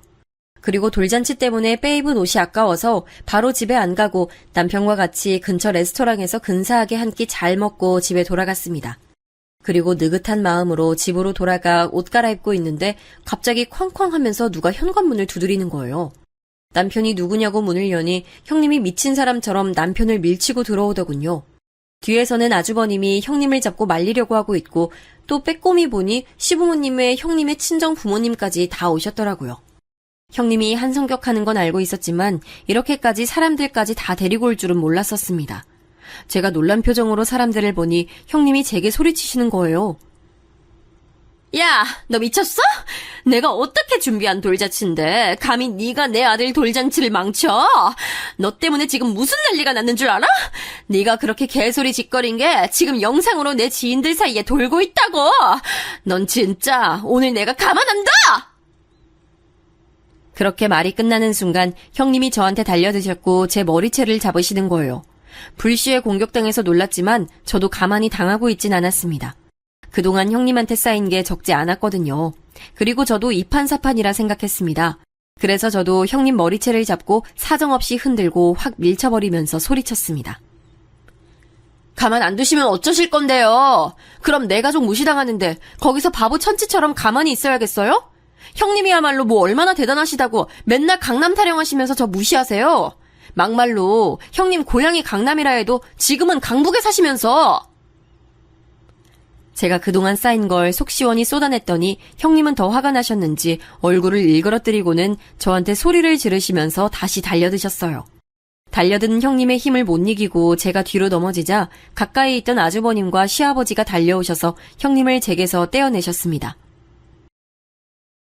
아무리 화가 난다고 해도 그렇지 이게 무슨 되먹지 못한 짓이야. 그리고 내 둘째 며느리한테 이야기 다 들었다. 고작 차 하나 가지고 사람 무시하고 얕보고. 첫째 네가 그런 아이인 줄은 꿈에도 몰랐다. 아주 실망이야. 아버님이 뭘 하신다고 그런 말을 하세요? 첫 조카 돌잔치에 끝맞춰 와달라는 게 그렇게 잘못이에요? 어떻게 다들 저한테 이럴 수가 있어요? 내가 동서한테 그동안 어떻게 해줬는데? 형님은 울면서 소리치시다가 몇 번 더 제게 달려들려고 악을 쓰셨어요. 하지만 아주버님과 남편이 말리는 바람에 더 이상 움직이지 못하셨죠. 아주버님과 남편에게 막힌 형님께선 분을 못 이겨 그 자리에 주저앉아서 바닥을 치면서 우시더군요.